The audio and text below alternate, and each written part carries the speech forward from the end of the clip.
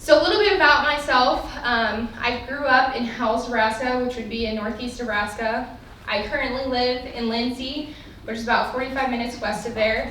And my husband and I, we farm together. He has row crops, and then cattle and hogs. And then I do insurance is my day job. My other day job is raising mealworms. And a lot of you are probably like, what the heck is a mealworm? So it's a little tiny organism. Bluebirds love them.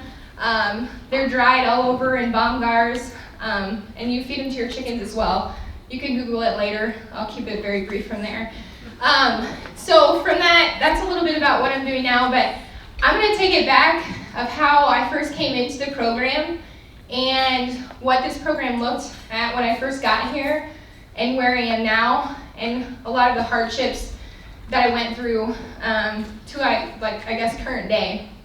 So the first thing, or the first memory that I come into is class 101 with Tom Field and about 15 AGR boys and limited girls. I think Alex Mashno, there maybe was a couple more in there, but there wasn't very many of us.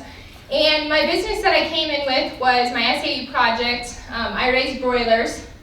So I started this in 8th grade. I started at like 250, and by the time I was done with senior in college, we had a processing facility ourselves, and we were roughly doing 2,500 birds ourselves and 2,500 birds for other people custom. So that was my baby. Man, did it mean a lot. And I got a lot of crap that I wasn't going anywhere. And then you had a lot of cheerleaders, Dave Lamb, that supported you along the way of what you really wanted to do. So when I left college, I guess I worked through college, I built that up. I had the dream of vertical integration. So at first what I did is I bought them from a hatchery, raised them, sold them direct to consumer. But from that I wanted to be able to have hatchery, the breeding stock, all the way up. So with that being said, I guess I left college here in 2015, and I didn't know what to do. I was content where I was at, so I took a job with Cargill. Cargill was a great company, did merchandising, I loved it. Except I hated corporate life, did not give two hoots about all the drama and just all the baggage that came with it.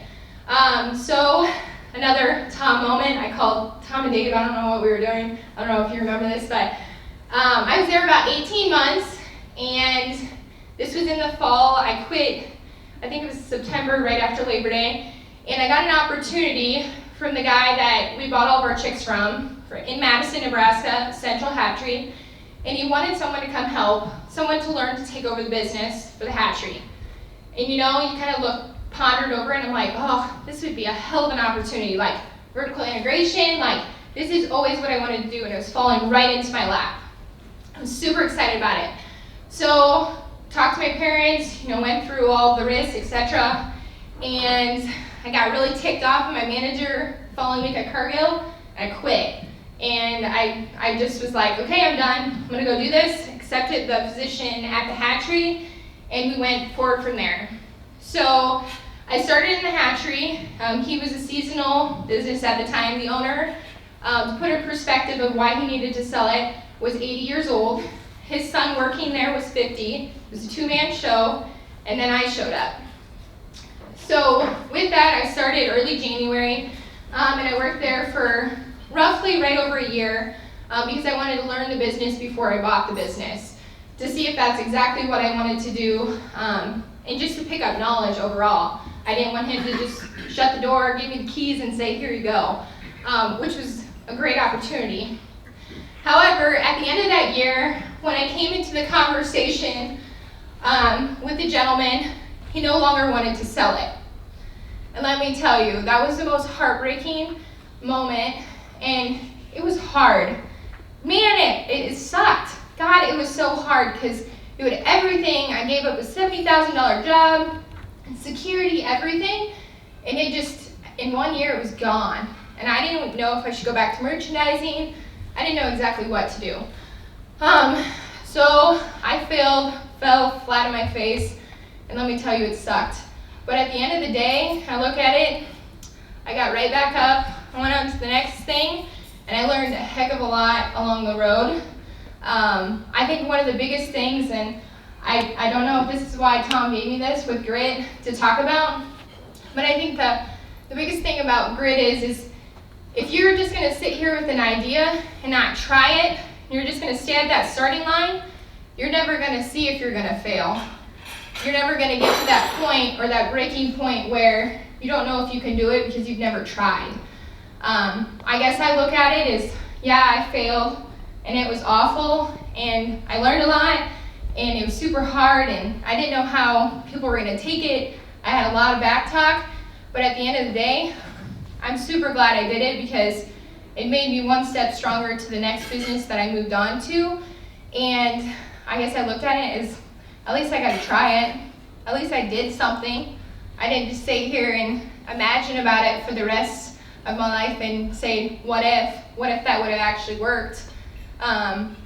So from there, I guess I went to the next step, and I took my time. I guess I moved back in with my parents after the hatchery thing went through, and I worked with my dad over the next harvest, and just took my time of like, should I go back into education? Should I try to influence people? So I was going to get my substitute teaching license, and I was like, oh, maybe I'll try this. Like, that would be a good idea. And then prior, in high school, I used to work for insurance. So I was boggling that around, but it really wasn't coming to me. And I went into there to pay my auto insurance. And the next day, he sure as heck called me, and they were looking for a position. So I took my time, I thought about it, and I took the position. It was back in my hometown of Howells, so it felt safe. And I guess when I got hired, I gave him my terms of what I wanted to do.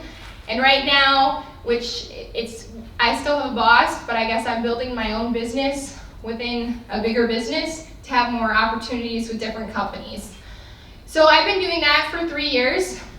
I would say that's my safe spot because I'm on my own time. It's nice to have mentors around you that have been in insurance for 20 to 30 years. But in the meantime, I was getting bored. So I got contacted by another woman, entrepreneur, and she came to the crazy idea. First, she wanted me to be a customer because she thought I was still raising a lot of chickens. But she wanted to sell me mealworms. And I was like, I guess my brother's putting up barns for Costco, so I'm gonna have to get out of this business. I don't think I'm your ideal client, but I really like this idea. Keep me in the loop. So months passed, and I wasn't really sure, if she was gonna call me back. Sent her a few emails, she ignored them. I was like, all right, the idea's probably dropped. And then one day she called, and she's like, hey, I got accepted into the End Motion program down in Lincoln. Do you want to be a part of my team? And I didn't even have to think about it. I said yes. I'm like, I think this is a heck of an idea. Did some digging, I'm in.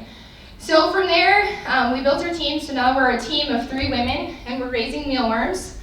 We started the Yard producers in October 2018, and currently we are growing mealworms, and we can't keep up with business. COVID's been absolutely wonderful for us, which comes to another point with grit. I know, Carter, you were talking about haying, and it's overwhelming. You don't know how much time you have at the end of the day. I guess I think it's perseverance of what you want to get done and your attitude. Whatever you guys decide you want to do in life, whether it's working for someone else, going back to the family farm, or starting your own business, if you have a good attitude, you can get through anything. And I think that's one of the things that I took working with other women is we could have gave up on this mealworm thing when COVID hit. And we turned it and spun it. We got into the retail market, and now we can't keep up. But it was all because we had a decent attitude.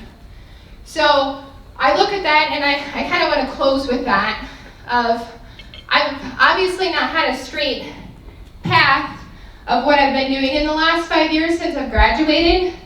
But I would say the windy path that I've had has been one heck of a ride. And what I've learned and the people I've met and the people from the program that I still stay in touch with makes it all worth it. So at the end of the day, if you have an idea, I guess my advice would be start, just do it. And your attitude about doing something is going to make one heck of a difference of where you're going to get at the end of the day.